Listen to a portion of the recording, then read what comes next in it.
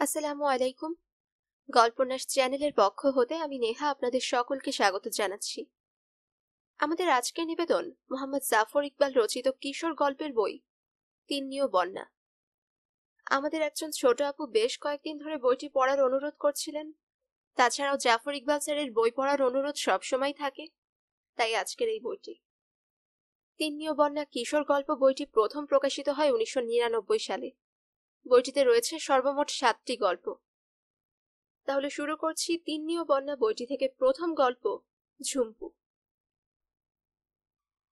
Final পরীক্ষা শেষে সিলেট থেকে ঝুমুর আমাকে চিঠি লিখলো। চিঠির বিষয়বস্তু এরকম: অনেকদিন আমাকে দেখে না, আমি কি আগের মতোই বেকুব আছি নাকি কিছু বুদ্ধিশুদ্ধি হয়েছে সেটা দেখার তার কৌতূহল। তাই পরীক্ষা শেষ হবার পরপরই আমি যেন সিলেট চলে আসি। ঝুমুর আমার ছোট খালার মেয়ে, বয়সে আমার থেকে 2-1 বছর বড় হতে পারে, কিন্তু কথাবার্তা খুব চ্যাটাং চ্যাটাং। তাকে দেখে মনে হয় কেউ বুঝি একটা শুকনো কাঠির মধ্যে আলু গেঁথে দিয়েছে। তার ছোট জনের নাম বাবু, যদিও তার চেহারার মাঝে কোনো বাবু আনার চিহ্ন নেই। গাবদা গোবদা বোকা বোকা চেহারা। পরীক্ষা শেষ হলে সবাই কত রকম আনন্দ করে, নাটক সিনেমা দেখে, গিটার বাজানো শেখে, হইচই করে ক্রিকেট খেলে, কেউ কেউ আবার কক্সবাজার রাঙামাটি বেড়াতে চায়। আমি কখনো কিছু করিনি।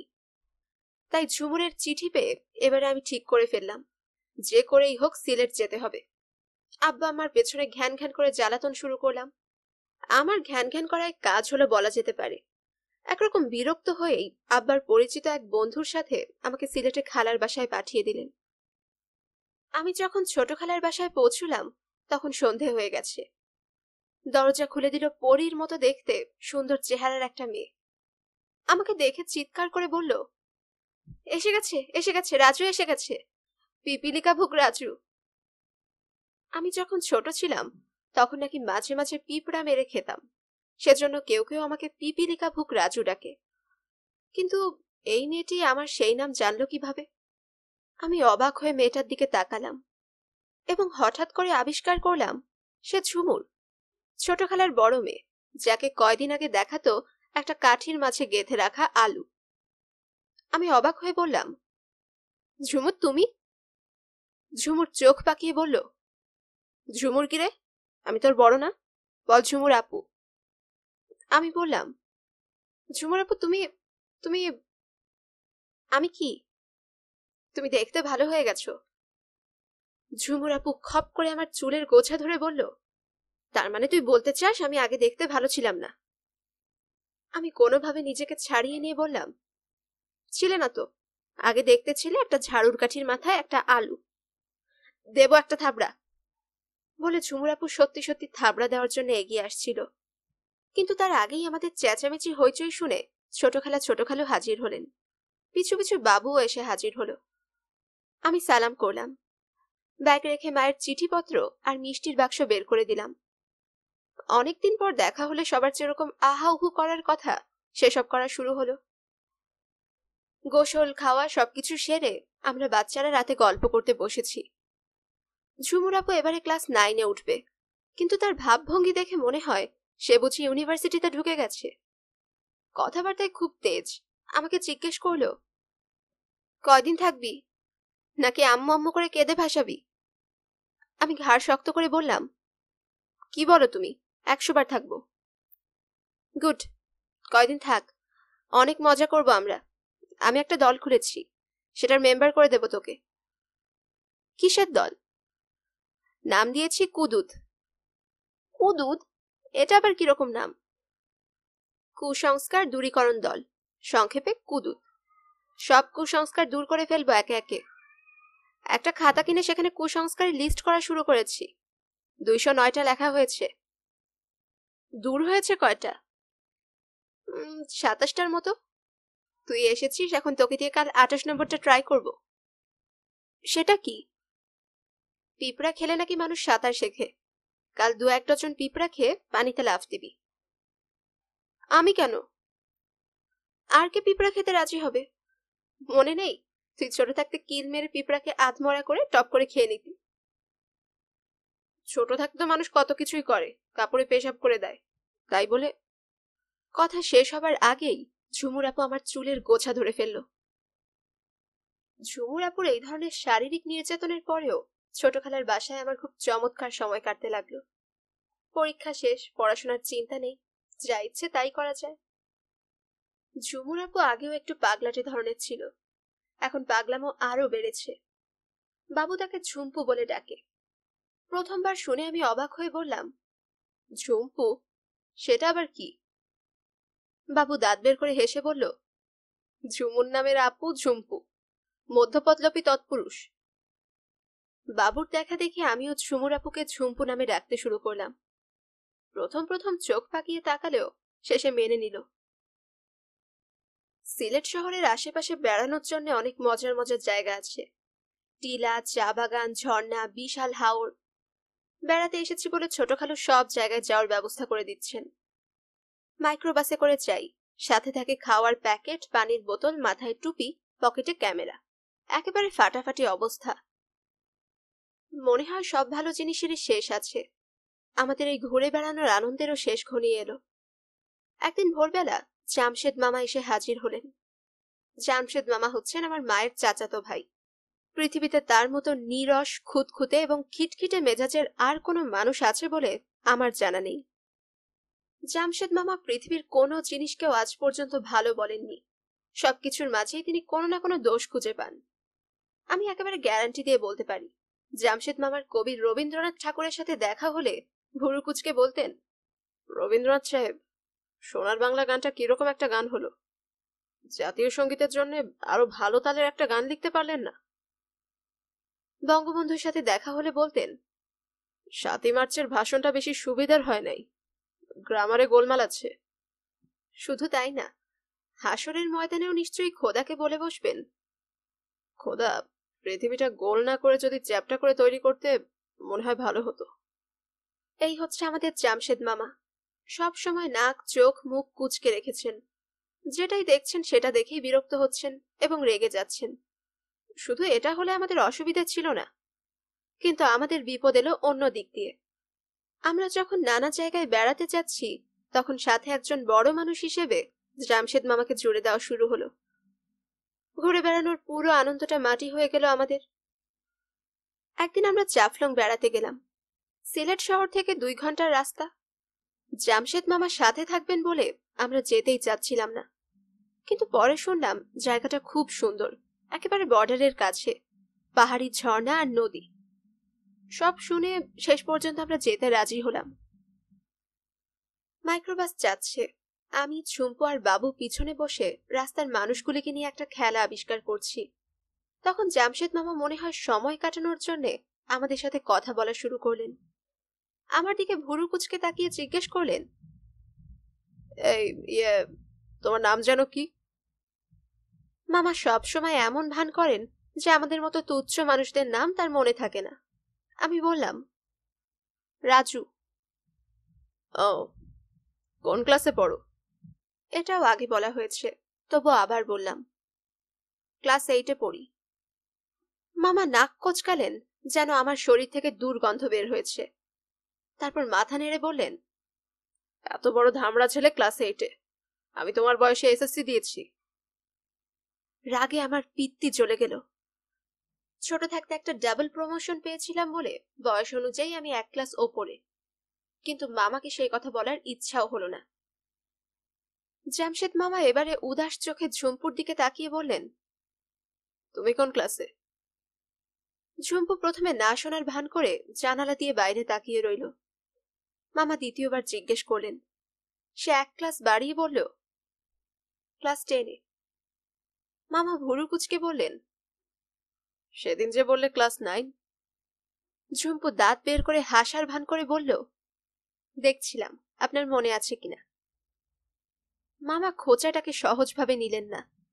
খানিকক্ষণ চোখ কুঁচকে ঝুম্পুর দিকে তাকিয়ে বললেন, তোমাদের স্কুলে আজকাল পড়াশোনা হয়? ঝুম্পু ঘাড় বাঁকা করে বলল, হয়। কি পড়ায়? ইংরেজি, বাংলা, অঙ্ক, এইসব। জামশেদ মামার ঠোঁটটা একটু কোঁচকালেন।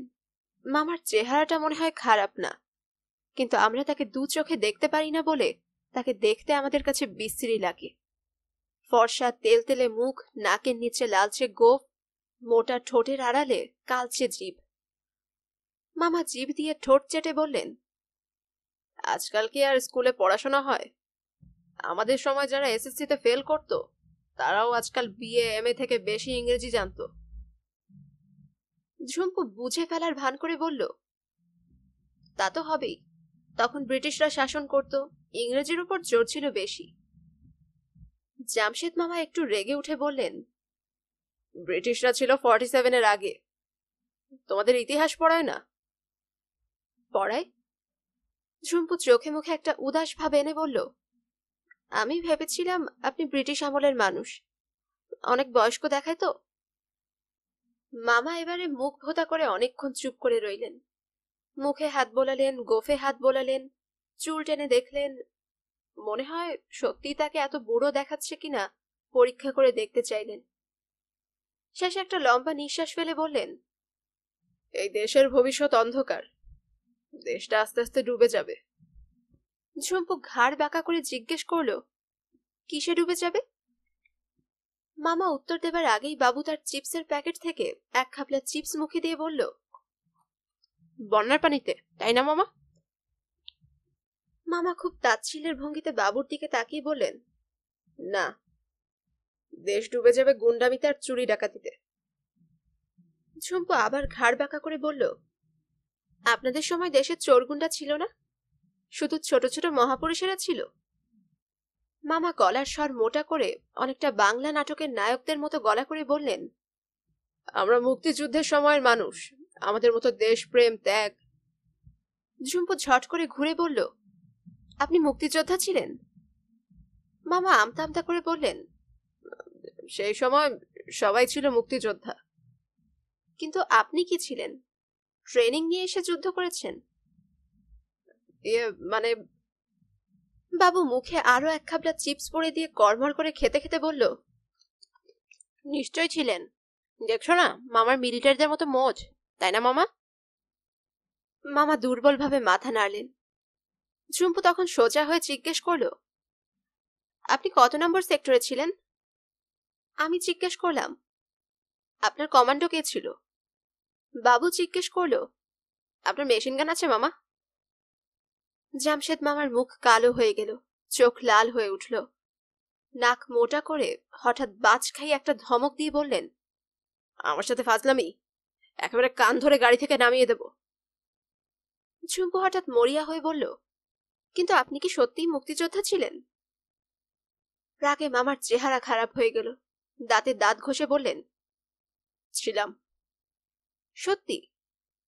মামা চিৎকার করে বললেন, আমি কি মিথ্যা কথা বলছি? আমি কি তোমাদের সাথে মশকরা করব? তোমাদের মতো আমরা কি নীতিহীন মানুষ? পাজি বেয়াদব, আমি কি ফাজিল ইতর ছোট লোক? মামা খুব খারাপ ভাবে গালিগালাজ করতে লাগলেন। ভাগ্যিস গাড়ি চলছে, না হয় গাড়ি ঘিরে মানুষের ভিড় জমে যেত। মামার এরকম গালিগালাজ শুনে ঝুম্পু আর আমরা চুপ মেরে গেলাম। জাফলং ভ্রমণটা আমাদের একেবারে মাটি হলো। আমরা রওনা দিয়েছি দেরি করে, পৌঁছাতে পৌঁছাতে অনেক দেরি হলো। জায়গাটার সৌন্দর্যের অনেক বর্ণনা শুনেছি, কিন্তু গিয়ে দেখি শত শত ট্রাক পাথর তুলে আনছে, নদীতে নৌকার ভিড়, সেখানে হাজার হাজার মানুষ নদী থেকে ছেকে ছেকে বালু বের করছে। নদী তীরে ছোট ছোট দোকান, সেখানে স্মাগল করে আনা জিনিসপত্র বিক্রি হচ্ছে। জামশেদ মামাকে দেখলাম স্মাগল করে আনা জিনিসে খুব শখ। দোকান থেকে দোকানে ঘুরে ঘুরে আফটার শেভ, লোশন এইসব জিনিস খোঁজাখুঁজি করতে লাগলেন। আমরা ফিরে যাওয়ার জন্য খুব ব্যস্ত হয়েছিলাম, কিন্তু জামশেদ মামার জন্য খুব দেরি হয়ে গেল। যখন রওনা দিয়েছি তখন অন্ধকার হয়ে গেছে। মাইক্রোবাসে আমরা চুপ করে বসে আছি, বাইরে অন্ধকার, সরু রাস্তা দিয়ে গাড়ি চলছে। মামা জানালা দিয়ে বাইরে তাকিয়ে থাকতে থাকতে একটা সিগারেট ধরাতে গিয়ে আবিষ্কার করলেন তার সিগারেট শেষ হয়ে গেছে। সামনে কিছু দোকানপাট দেখে সেখানে গাড়ি থামানো হলো। মামার সাথে আমরাও নামলাম। মামা সিগারেট কিনলেন, আমি কিনলাম চুইংগাম। তখন একজন জিজ্ঞেস করলো, তোমরা কি বেড়াতে এসেছো? আমরা মাথা নাড়লাম। মানুষটা বলল, তোমরা কি রানী ইরাবতীর বেদি দেখেছ? না। ঝুম্পু জিজ্ঞেস করলো, কি আছে সেখানে? নরবলি হতো সেখানে। নরবলি? আমি শিউরে উঠলাম। সর্বনাশ! জামশেদ মামা শুকনো গলায় বললেন, কখন হতো? এই শতাব্দীতেও হয়েছে। খাসি আর রানী ছিল ইরাবতী। নরবলি দিত কেন? রানীর খেয়াল। অপরাধীদের শাস্তি দিত, সেটাও বলে কেউ কেউ। ঝুম্পু বলল, চলো জায়গাটা দেখে যাই। মানুষটা মাথা নেড়ে বলল, আজকে রাত হয়ে গেছে, না যাওয়াই ভালো। তার উপর কৃষ্ণপক্ষের রাত। কেন? জায়গাটা খারাপ, অন্ধকারে যাওয়া ঠিক না। ঝুম্পু কৌতূহলী মুখে বলল, কি হয় গেলে? ভয় পায়। অনেক নরবলি হয়েছে তো, কিছু একটা আছে। বিশেষ করে মেয়েদের যাওয়া একেবারেই ঠিক না। রানী ইরাবতীর প্রেতাত্মা নাকি ঘুরে বেড়ায়। শুনে আমার গায়ে কাটা দিয়ে উঠল। দেখলাম জামশেদ মামাও কেমন যেন সিটিয়ে উঠলেন। শুকনো গলায় বললেন, দেরি হয়ে যাচ্ছে, চলো বাসায় যেতে হবে। ঝুম্পু ঘাড় বাঁকা করে বলল, আমি রানী ইরাবতীর বেদি না দেখে যাব না। আমি চমকে উঠে বললাম, কি বলছো তুমি ঝুম্পু, এত রাতে? রাতই তো ভালো। জামশেদ মামা দুর্বল গলায় একটা হুঙ্কার দিলেন, বাসায় চল। ঝুম্পু ততক্ষণে মানুষটাকে জিজ্ঞাসাবাদ করে রানী ইরাবতীর নরবলি বেদির খোঁজ নিয়ে সেদিকে হাঁটতে শুরু করেছে। আমি পিছু পিছু ছুটে গিয়ে বললাম, কি পাগলামি করছো ঝুম্পু? ঝুম্পু মুখ শক্ত করে বলল, আমি হচ্ছি কুদুদের চেয়ারপারসন, এসব কুসংস্কার বিশ্বাস করি না। তোরা যেতে চাইলে আয়, না হলে আমি একলাই যাব। বাবু মুখ কাদো কাদো করে বলল, যেও না ঝুম্পু। ঝুম্পু কারো কথা শুনল না, অন্ধকার পথ ধরে হাঁটতে শুরু করলো। বাধ্য হয়ে আমরাও পিছু পিছু হাঁটতে থাকলাম। জামশেদ মামা কেমন যেন ভয় পেয়ে গেছেন, নিচু গলায় গজগজ করছেন। আমি বললাম, ভূত তো আর সত্যি নেই, এটা নিশ্চয়ই বানানো। বানানো না হাতি, এরকম জিনিস কেউ বানিয়ে বলে? আমি ভয় ভয় বললাম, তাহলে এটা কি সত্যি? নিশ্চয়ই সত্যি। আমার ছোট ফুপু চুল খোলা রেখে বাঁশ ঝাড়ে গিয়েছিল, তখন। বাবু কাঁদো কাঁদো গলায় বলল, এখন বলবেন না মামা, ভয় করছে। মামা চুপ করে গেলেন। রানী ইরাবতীর বেদিটা একটা দেয়ালে ঘেরা জায়গার ভেতরে। বাইরে বিশাল কিছু চ্যাপ্টা ধরনের পাথর সাজানো আছে। দেখে মনে হয় অনেক মানুষ সেখানে বসে থাকতো। পেছনে পাথরের দেয়াল উঁচু করে রাখা। সামনে একটা সরু গেট, সেটার ভেতর দিয়ে ভেতরে ঢুকেছি। ভেতরে আবছা অন্ধকার। সামনে অনেকটা জায়গা খালি, একটা খোলা মাঠের মতো। তার সামনে একটা বড় গোলাকার পাথরের বেদি। এখানে নিশ্চয়ই মানুষকে এনে বলি দিত। জায়গাটা দেখেই আমার ভেতরে আতঙ্কের একটা শিহরণ বয়ে গেল। ঝুম্পু বেদিটা স্পর্শ করে খানিকক্ষণ দাঁড়িয়ে থেকে হঠাৎ এক লাফে বেদিটার ওপরে উঠে দাঁড়ায়। জামশেদ মামা ভয় পাওয়ার গলায় বলেন, এই ঝুমুর, ওখানে উঠেছিস কেন? নাম, নাম বলছি। ঝুম্পু বেদি থেকে নামলো না। হেঁটে হেঁটে ঠিক মাঝখানে গিয়ে স্থির হয়ে দাঁড়ালো। আমরা আবছা অন্ধকারে দেখতে পেলাম সে আকাশের দিকে মুখ করে তাকিয়েছে। তারপর হঠাৎ মাথার ফিতা টান দিয়ে চুলগুলি খুলে দিল। জামশেদ মামা শুকনো গলায় বললেন, চুল খুলছে কেন? চুল। আমার হঠাৎ এক ধরনের ভয় হতে থাকে। আমি কাপা গলায় বললাম, ঝুম্পু, এই ঝুম্পু।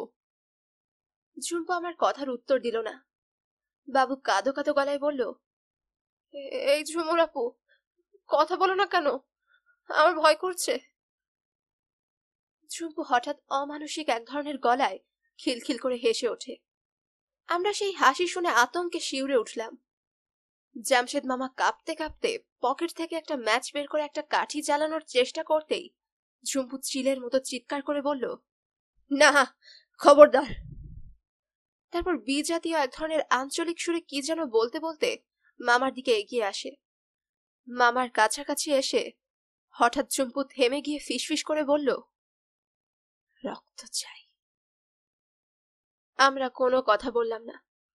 ঝুম্পু আবার বলল, রক্ত, রক্ত চাই। কতদিনের তৃষ্ণা আমার, দাও, রক্ত দাও। ঝুম্পু তার চুল ছড়িয়ে বেদির ওপর হাঁটু গেড়ে বসে বলল, রক্ত, রক্ত। আমি শুকনো গলায় বললাম, কে? তুমি কে? ঝুম্পু খিলখিল করে হেসে উঠে বলল, তুমি আমাকে চেনো না? আমি রানী ইরাবতী। ইরাবতী? হ্যাঁ, আমার ডাকে তোমরা এসেছো এখানে। আমার রক্ত চাই, রক্ত। আমি ভাঙা গলায় বললাম, কার রক্ত? তোমাদের মাঝে যে মিথ্যাবাদী তার রক্ত। আসো, কাছে এসো, আমি গলায় কামড় দিয়ে শিরা ছিঁড়ে নেব। ঝুম্পুর মুখ থেকে হঠাৎ রক্ত শুষে নেবার শব্দ শোনা গেল। আমার সমস্ত শরীর জমে যায় আতঙ্কে। আমি ভয় মাথা নেড়ে বললাম, আমি না, আমি না, আমি মিথ্যা কথা বলি না। কে বলেছে? ঝুম্পুর গলা দিয়ে সম্পূর্ণ অপরিচিত একটা মেয়ের গলায় কে যেন চিৎকার করে উঠল, কে বলেছে?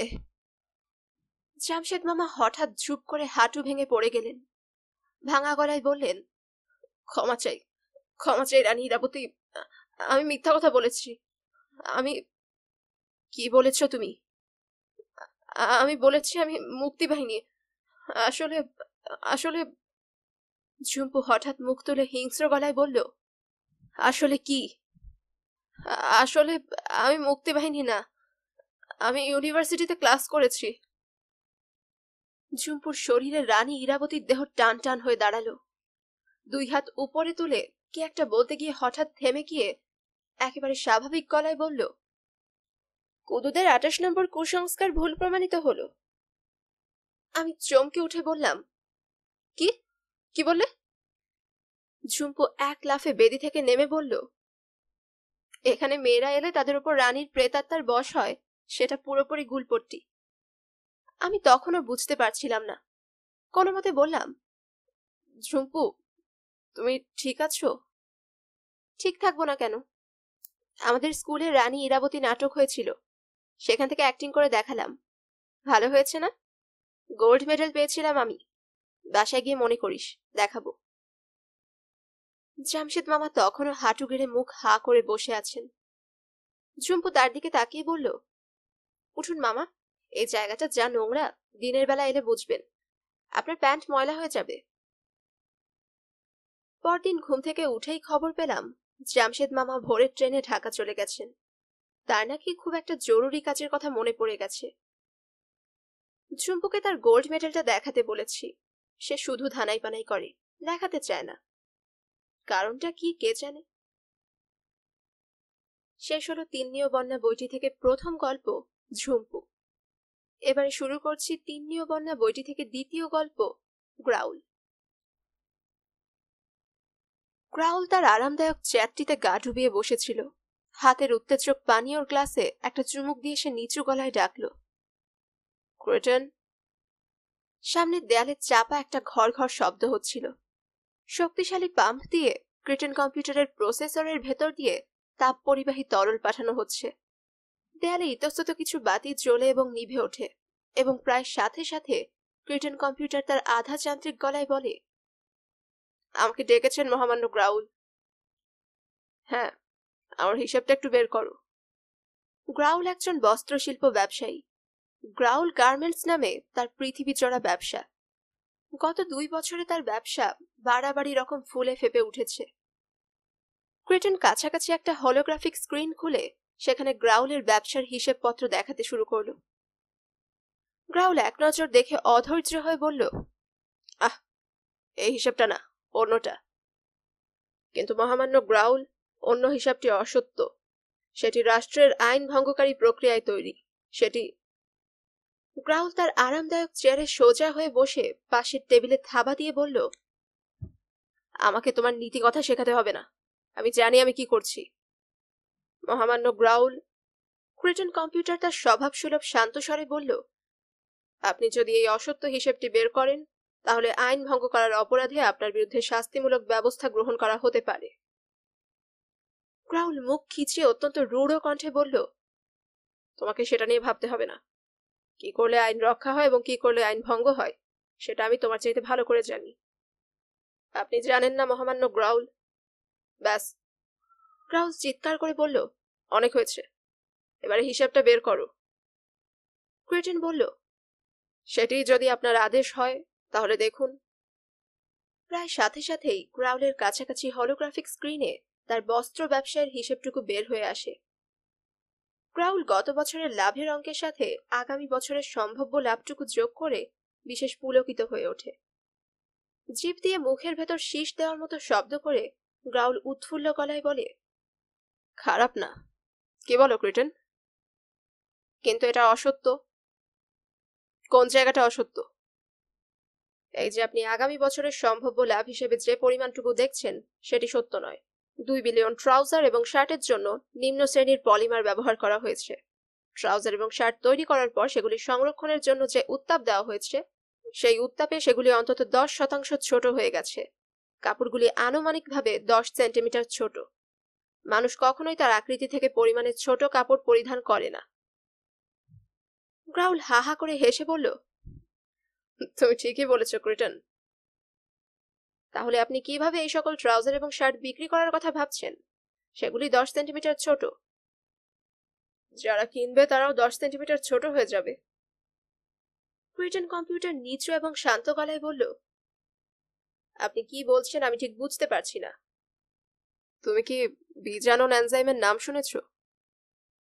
ক্রিটন কম্পিউটার এক মুহূর্ত অপেক্ষা করে তার তথ্য কেন্দ্র পরীক্ষা করে বলল, জানি মহামান্য গ্রাউল।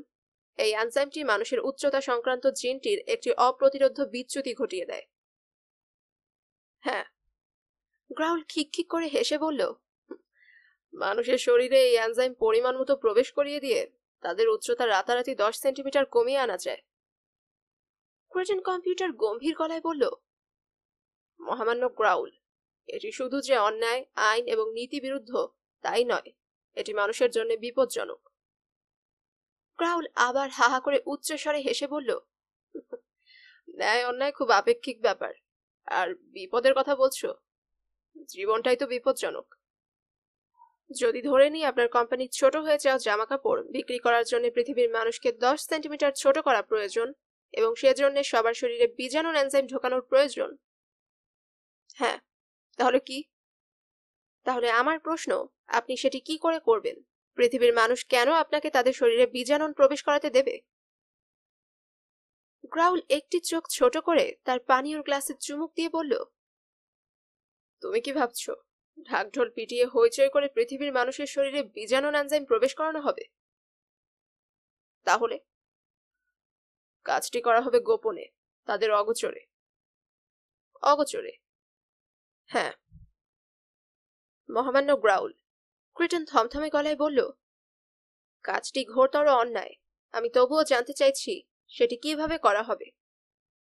গ্রাউল উচ্চস্বরে হাসতে হাসতে বলল, নবম মাত্রার কম্পিউটার হিসেবে তুমি নেহাত সাধাসিধা ধরনের। সম্ভবত।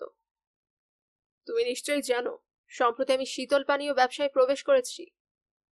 পৃথিবীর একটি অন্যতম জনপ্রিয় পানীয় কোম্পানি কিনে নিয়েছি। জানি মহামান্য গ্রাউল, ব্যবসায়িক দিক দিয়ে বিবেচনা করলে সেটি একটি অলাভজনক বিনিয়োগ ছিল। সাময়িকভাবে তাই মনে হতে পারে। গ্রাউল তার পানীয়র গ্লাসে চুমুক দিয়ে বলল, কিন্তু বীজাণু এনজাইম শরীরে প্রবেশ করানোর জন্য এর চেয়ে সহজ উপায় কি হতে পারে? আমার নিজের ফ্যাক্টরিতে পানীয়ের সাথে মিশিয়ে দেওয়া হবে। কিন্তু মহামান্য গ্রাউল, কাঁচামাল রপ্তানিকারককে কিভাবে ফাঁসানো হবে সেটিও ঠিক করে রাখা হয়েছে। সেটা তোমাকে বলে লাভ নেই। তোমার হার্ডওয়্যার অনেক উন্নত মানের হতে পারে, কিন্তু তুমি অপ্রচলিত কৌশল বোঝো না। শব্দটি সম্ভবত অন্যায় কিংবা নীতি বিরুদ্ধ। একই কথা। কিন্তু তার উদ্দেশ্যটা কি? উদ্দেশ্য আদি এবং অকৃত্রিম টাকা। পৃথিবীটা কার?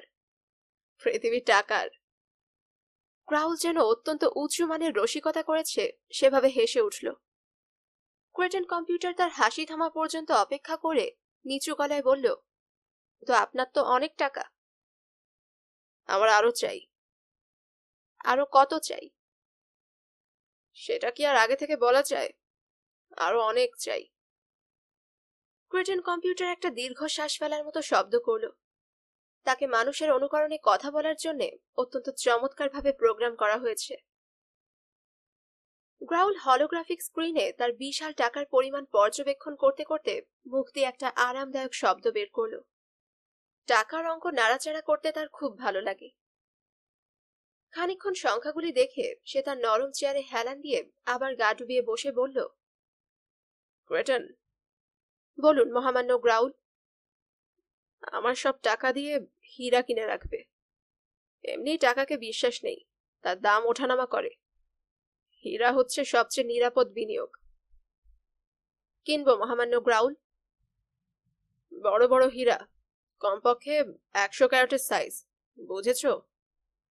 বুঝেছি। আমার জীবনের উদ্দেশ্য হচ্ছে সবচেয়ে বড় হীরাটি কিনে ফেলা। সেটি কত বড়? আমার সমান ওজন। সাউথ আফ্রিকার হীরকখনি থেকে বের হয়েছে, স্মিথসোনিয়াম মিউজিয়ামে আছে। সেটি অসম্ভব মূল্যবান, আপনি সেটি এখন কিনতে পারবেন না। জানি, সেই জন্যই আমার আরো অনেক টাকার দরকার। একজন মানুষ যখন দাবি করতে পারে যে সে তার শরীরের সমান ওজনের হীরা কিনতে পারে, তখন বুঝতে হবে সেই মানুষটি সফল। আমি সফল মানুষ হতে চাই ক্রেটন। সাফল্যের আরো অন্যরকম সংজ্ঞা আছে মহামান্য গ্রাউল। থাকুক, আমার সংজ্ঞা আমার কাছে। আমি আমার শরীরের সমান ওজনের হীরা কিনতে চাই। পৃথিবীকে দেখাতে চাই একজন মানুষ তার নিজের চেষ্টায় এত টাকা উপার্জন করতে পারে যে সে তার শরীরের সমান ওজনের হীরা কিনতে পারে। মহামান্য গ্রাউল, বলো, আপনার এই ধরনের শখ কেন হয়েছে? ইতিহাস পড়ে। প্রাচীনকালে সম্রাটদের সম্মান দেখানোর জন্য তাদের শরীরের সমান ওজনের সোনা উপহার দেওয়া হতো। ভারী সুদৃশ্য একটা দাড়িপাল্লার এক পাশে বসে থাকতেন, অন্য পাশে প্রজারা সোনা দিতে থাকত। যখন সোনার পরিমাণ তার ওজনের সমান হয়ে যেত, তখন দাড়িপাল্লা তাকে ওপরে তুলে আনত। প্রজারা তখন আনন্দধ্বনি করত। একটা হাস্যকর পদ্ধতি, কিন্তু কার্যকর। আপনিও সেই একই ব্যাপার করতে চান? হ্যাঁ, তবে স্বল্প মূল্যের সোনা দিয়ে নয়, হীরা দিয়ে। যদি এটা করতে পারেন তাহলে আপনিও টাকা উপার্জন বন্ধ করবেন। গ্রাউল হা হা করে হেসে বলল, মনে হয় করব। এক সময় তো থামতে হবে, কি বলো? ক্রেটন কম্পিউটার কোনো কথা বলল না। কয়টা বাজে ক্রেটন? অনেক রাত হয়েছে মহামান্য গ্রাউল, এখন বাজে রাত 12টা। আপনার সম্ভবত শুয়ে পড়া উচিত। হ্যাঁ, শুয়ে পড়ি। গ্রাউল তার নরম চেয়ার থেকে উঠে দাঁড়ালো। বিশাল ধবধবে বিছানায় শুয়ে গ্রাউল তার মাথার কাছে রাখা ক্রিস্টালের সুদৃশ্য গ্লাস হাতে নিয়ে পানীয়টাতে চুমুক দেয়। তার সুনিদ্রার জন্য এই পানীয়তে নানা ধরনের জৈব এবং অজৈব উপাদান দ্রবীভূত আছে। ক্রেটন কম্পিউটার তার শরীরকে বিশ্লেষণ করে এই উপাদানগুলি ঠিক করে দেয়। মনে হয় এই জন্যই এই বয়সে তার শরীর এরকম চমৎকার। পানিতে ঝাঝালো এক ধরনের গন্ধ, এক চুমুক খেতেই সারা শরীরে আরামদায়ক উষ্ণতা ছড়িয়ে পড়ে। গ্রাউল তৃপ্তির একটা শব্দ করে আরেক চুমুকে পানীয়টা শেষ করে নেয়।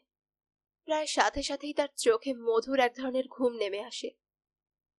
চোখ বন্ধ করার আগে সে ক্রেটন কম্পিউটারের গলার স্বর শুনতে পায়। শুভরাত্রি মহামান্য গ্রাউল। শুভরাত্রি। আপনার আনন্দদায়ক নিদ্রা হোক। গ্রাউল উত্তরে কিছু বলার আগেই গভীর ঘুমে ঢলে পড়ে। ঘুম ভাঙার পর চোখ খুলে গ্রাউলের মনে হলো কিছু একটা ঠিক নেই। সে তার ধবধবে সাদা বিছানায় শুয়ে আছে। মাথার কাছে কারুকার্যময় টেবিল, ঘরে পরিচিত আসবাব, সুদৃশ্য নকশা কাটা ছাদ, দেওয়ালে দুষ্প্রাপ্য তৈলচিত্র। কিন্তু তবুও কোথাও যেন একটা গোলমাল রয়েছে। ঠিক কি জিনিসটায় গোলমাল সে বুঝতে পারল না। ভালো করে চোখ খুলে তাকিয়ে মনে হলো সবকিছু যেন তার কাছ থেকে দূরে সরে গেছে। গ্রাউল প্রায় ধড়মড় করে উঠে বসল। হঠাৎ করে মনে হলো তার ধবধবে বিছানাটি খেলার মাঠের মতো বড়।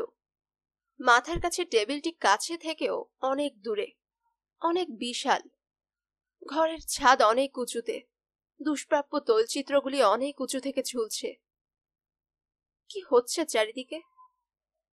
গ্রাউল ভয় পাওয়া গলায় বলল, ক্রেটেন! দেওয়ালে কিছু বাতি জ্বলে উঠল এবং ক্রেটেন কম্পিউটার তার আধা যান্ত্রিক গলায় বলল, আমাকে ডেকেছেন মহামান্য গ্রাউল? কি হচ্ছে এখানে? সবকিছু এরকম মনে হচ্ছে কেন? আপনি ছোট হয়ে গেছেন মহামান্য গ্রাউল। কি বললে? আপনার পানীয়ের সাথে গত রাতে 9 মিলিগ্রাম বীজাণু এনজাইম মিলিয়ে দিয়েছি। এই পরিমাণ এনজাইম আপনার দেহের আকৃতিকে কমিয়ে 1 ফুটের কাছাকাছি নিয়ে আসবে। কি বললে? কি? আপনার জীবনের উদ্দেশ্য সফল করে দিয়েছি মহামান্য গ্রাউল। আপনার ওজন এখন মাত্র 1.5 কেজি। আপনার অর্থ দিয়ে আপনি এখন আপনার সমান ওজনের একাধিক হীরা কিনতে পারবেন। গ্রাউল নিজের দিকে তাকালো। সামনে আয়নাতেও সে নিজেকে স্পষ্ট দেখতে পাচ্ছে। সত্যি সত্যি সে ছোট হয়ে গেছে, একটা খেলনা পুতুলের মতো। ভয়ঙ্কর আতঙ্কে সে চিৎকার করে ওঠে। ক্রেটন কম্পিউটার নিচু গলায় বলল, মহামান্য গ্রাউল, আপনার বর্তমান ওজনের কয়েকটি হীরা আছে, আপনি কোনটা কিনতে চান? গ্রাউল আবার একটা চিৎকার করে ওঠে। বিছানার কাছে দাঁড়িয়ে হঠাৎ তার পা পিছলে যায়। বিছানার নিচে পড়তে গিয়ে সে কোনোভাবে নিজেকে সামলে নিয়ে বিছানার চাদর ধরে ঝুলে পড়ল। গ্রাউল সেই অবস্থায় আতঙ্কে তার 2 পা ছুটতে থাকে। 1.5 কেজি ওজনের একটা ন্যাংটা মানুষ বিছানার চাদর ধরে ঝুলছে, দৃশ্যটি অত্যন্ত হাস্যকর। ক্রেটন কম্পিউটারের মাঝে হাসির অনুভূতি দেওয়া হয়নি বলে সে অবশ্যই সেটি ধরতে পারল না। অত্যন্ত মনোযোগ দিয়ে সে গ্রাউলের জন্য কিছু হীরা বাছতে শুরু করলো। শেষ হলো 3 নিয়বর্ণা বইটি থেকে দ্বিতীয় গল্প, গ্রাউল। আজকের মতো এখানেই শেষ করছি। আপনাদের যদি আমার গল্প পাঠ ভালো লাগে তবে অবশ্যই লাইক করবেন, কমেন্ট করবেন এবং বেশি বেশি শেয়ার করবেন। যারা গল্পনেশ চ্যানেলটিকে সাবস্ক্রাইব করেছেন তাদেরকে অসংখ্য ধন্যবাদ, এবং যারা করেননি তাদের কাছে অনুরোধ রইল চ্যানেলটিকে সাবস্ক্রাইব করে ফেলুন। পাশে থাকা বেল আইকনটিও ক্লিক করে রাখবেন, এতে করে আমি কোনো নতুন গল্প বা উপন্যাস আপলোড করলেই আপনারা তার নোটিফিকেশন পাবেন। সকলে সুস্থ থাকবেন এবং আমাদের পাশে থাকবেন এই কামনায় আজকের মতো এখান থেকেই বিদায় নিচ্ছি।